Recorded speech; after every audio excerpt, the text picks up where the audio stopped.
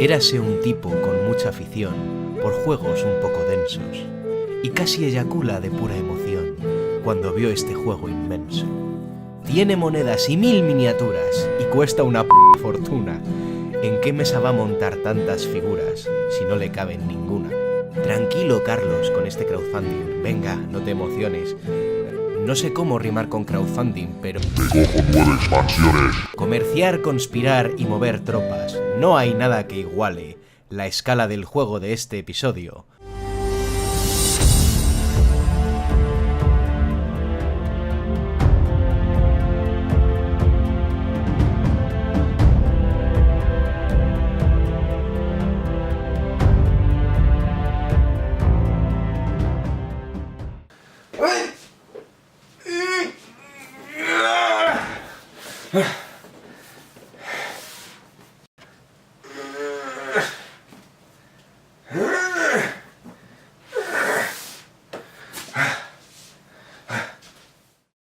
Mirad esta monstruosidad.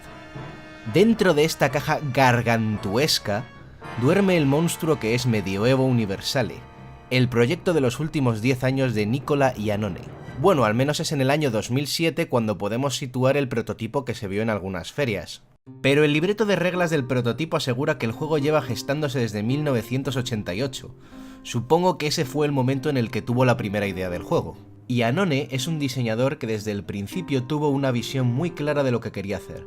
Un juego de diplomacia, guerra, conquista y economía ambientado en el ocaso de la Edad Media europea. Como muchos juegos que se financian por crowdfunding, un juego que ya era ambicioso se convirtió en un auténtico monstruo con más de 1000 miniaturas y para hasta 9 jugadores. Algunos add-ons, por supuesto, añadían componentes y expandían la experiencia, como el escenario para 2 jugadores, el cual por cierto todavía no está hecho y dicen que ya me lo mandarán.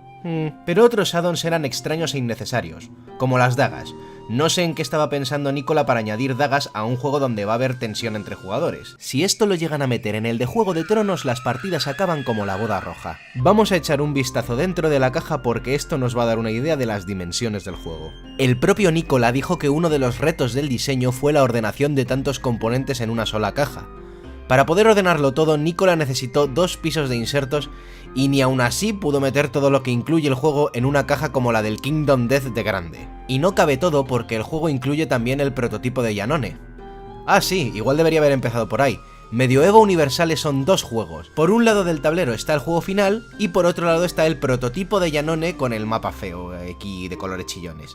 Y claro, meter un juego así de tocho, pues todavía, pero meter 2 juegos super tochos con componentes diferenciados, pues al final lo que tienes que hacer es retirar todo lo que tenga que ver con el prototipo y meterlo en una caja aparte, algo que te sobre, una caja de un juego que no utilices o yo que sé. Como decía, la caja tiene 2 pisos, una parte de arriba para componentes generales y un piso de abajo para las miniaturas de cada facción. Este es un juego que tanto visualmente como en cuanto a la ambientación me cautivó y terminé gastándome más dinero del que me atrevo a reconocer, para más tarde descubrir que no tengo espacio en casa para montarlo al completo. Nice.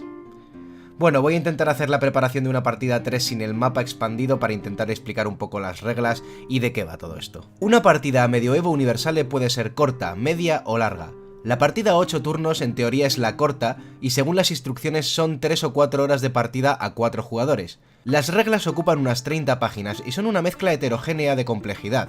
Hay fases del turno cortas o simultáneas que se ejecutan muy bien y son muy sencillas. Y luego hay reglas que son absolutamente todo lo contrario, innecesariamente complejas.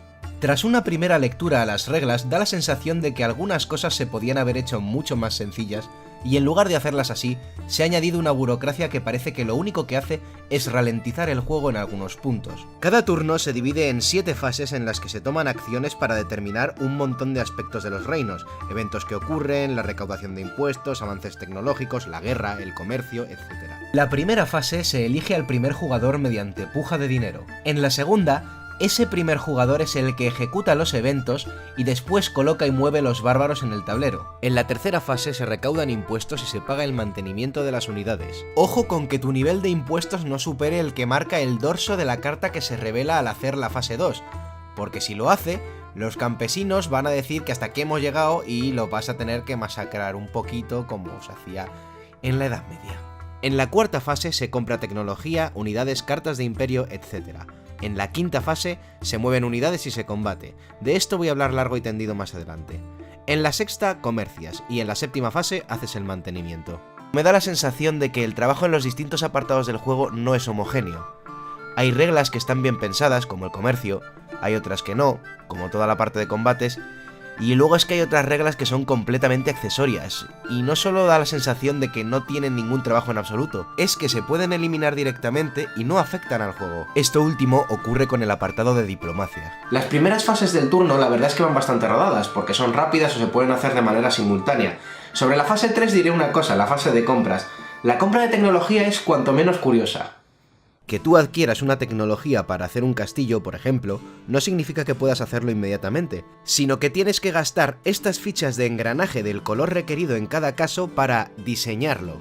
Los engranajes se consiguen principalmente con el uso de las cartas de reino, que representan a los consejeros, los espías, los generales y los sabios que tienes en tu corte. Giras las cartas para conseguir los engranajes necesarios o uno de sus otros beneficios y listo.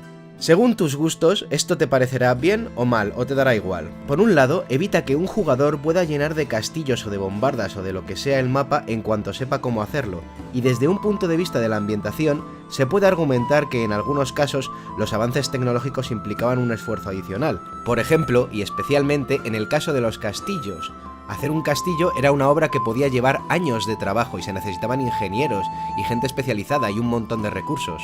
Pero por otro lado te puede crear un cuello de botella en la jugabilidad, ya que no puedes elegir la carta de reino cuando la compras, sino que miras las primeras del mazo y si no está el consejero que, por ejemplo, da engranajes azules y tú necesitas engranajes azules, pues a ver cómo te las compones. Es un sistema original, pero personalmente creo que funcionaría mejor si el sistema de compra de cartas fuera el de tener un mercado abierto, en lugar de darte opción a comprar una de las dos que saques de la parte superior del mazo. Aunque es cierto que construir catedrales te permite mirar más cartas antes de elegir una para comprar. Hasta aquí todo fenomenal, lo de los engranajes es más intuitivo de lo que parece. Es en la siguiente fase, la fase de combate, donde todo se vuelve extraño. El modo en el que están hechas las reglas de la guerra, una cosa que debería ser uno de los pilares del juego, es... en fin, es mejorable. Para comenzar el combate, los jugadores implicados tiran los 3 dados, el de 8, el de 6 y el de 4. El número más bajo que saques serán las bajas que tengas, ganes o pierdas el combate, que se pueden ver reducidas por el número de infantes pesados que tengas, siempre y cuando el otro jugador no tenga. Esto es así porque el número más alto es tu potencia de combate, que se compara con la del enemigo. Si tienes un capitán, debes elegir qué tipo de poder... Bueno, en realidad antes del combate cuerpo a cuerpo primero dispara. Ojo, porque no puedes multiplicar los números que sean iguales si tu factor de combate de otro dado es mayor que la multiplicación de los otros dos. Bueno, pues al final tanta tabla, tanta historia y tanto paso para nada, porque resulta que depende muchísimo del azar. Casi todo depende de que saques un número muy alto y uno muy bajo en estos dados. El número muy bajo porque va a ser el de tus bajas y el alto el daño que vas a hacer.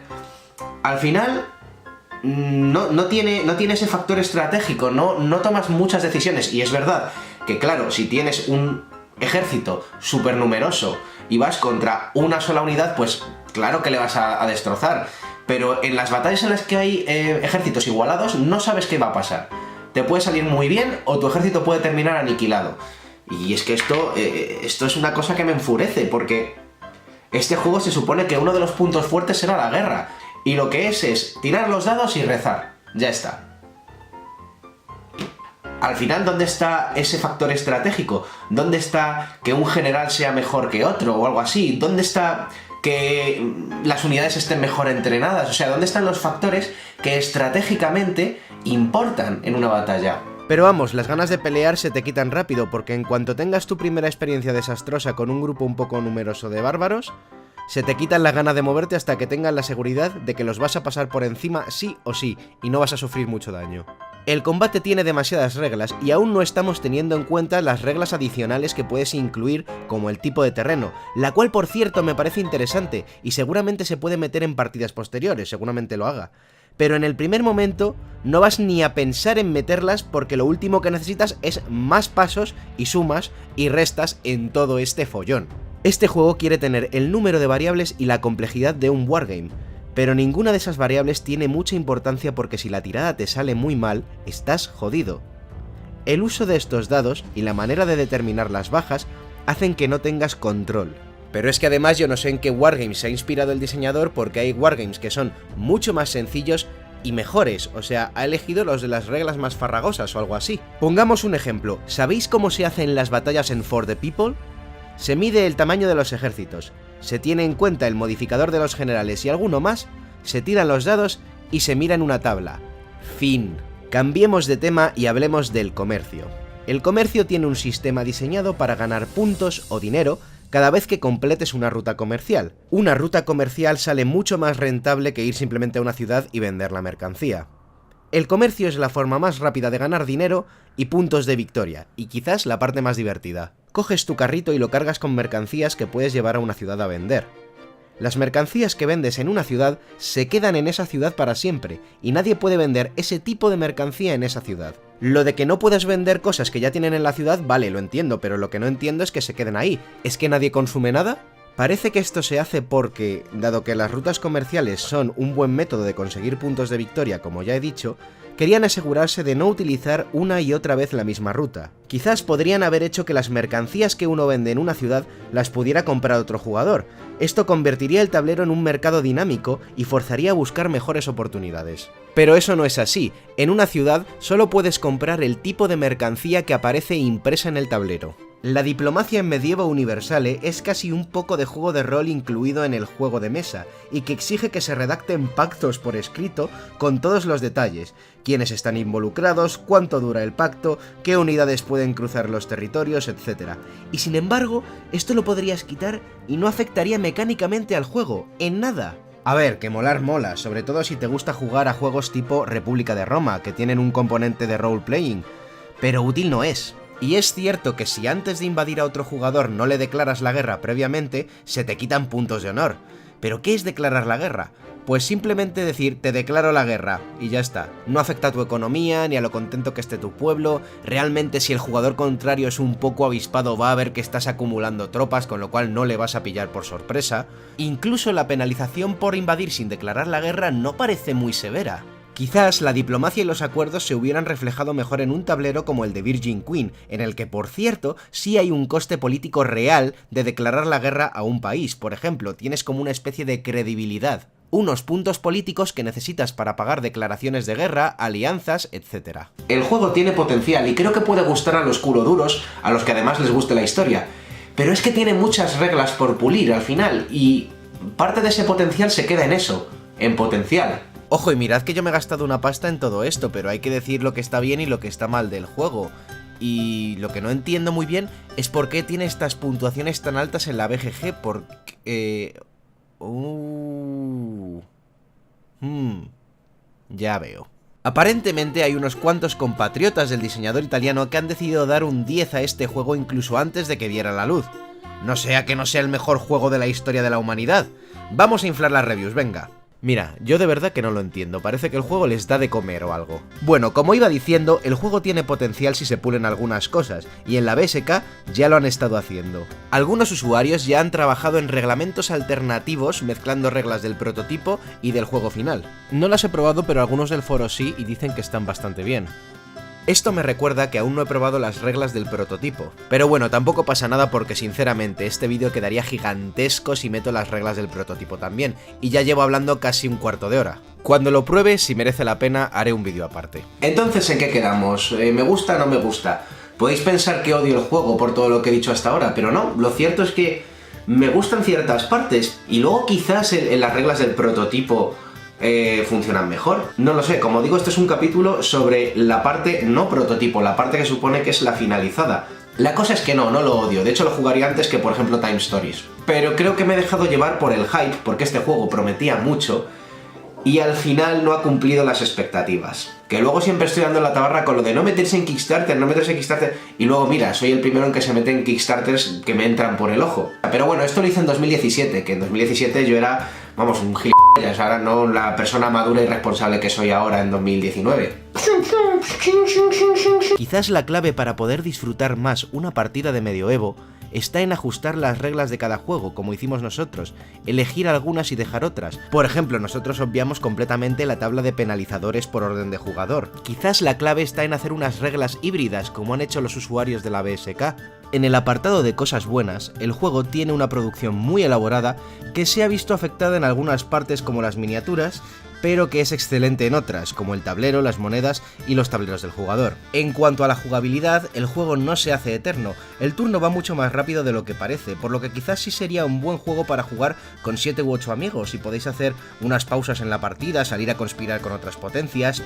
Quizás el juego se disfrute más con más jugadores, y posiblemente la experiencia de la segunda partida sea mejor que la de la primera cuando estén acostumbrados los jugadores a las reglas de combate. Y aunque Medioevo Universale intenta dar una experiencia medieval completa, hay otros juegos que se han centrado muy bien en algunas partes en concreto de la Edad Media. Podéis jugar estos títulos e inspiraros para hacer alguna regla suplementaria o cambiar alguna de Medioevo Universale. Por ejemplo, hay un título que está localizado en una región de Francia, un mapa mucho menos extenso, y está centrado en hacerte con títulos nobiliarios, cosa que en Medioevo Universale no puedes hacer. Fife es un juego que también dura horas, pero al tener que gestionar varios miembros de familias nobles, le da un rollo más tipo Juego de Tronos. En cuanto a juegos de conquista, hay muchos con reglas mucho más asequibles, en especial para gente que no suele jugar a ellos.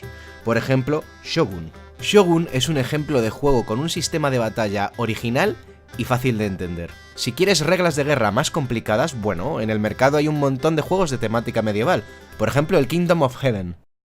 Y si queréis un poco de todo y meter en el cóctel avance tecnológico y comercio, pues entonces sí, Medioevo Universale. Joder, es que la cajita no cabe en el plano, Ojo. Y esto ha sido todo, con esto finalizamos la primera temporada de episodios de Tocar Madera. Mi intención es hacer 4 o 5 episodios por temporada, la cosa es que este se ha retrasado mucho, bueno, pues porque he estado haciendo otros vídeos por medio y bueno, uno no puede estar a todo, además también he tenido trabajo, etcétera, etcétera. Excuses, pero vamos, que es que yo no vivo de esto. Bueno, lo dicho, eso es todo, si me queréis, suscribirse. ¡Hasta la próxima!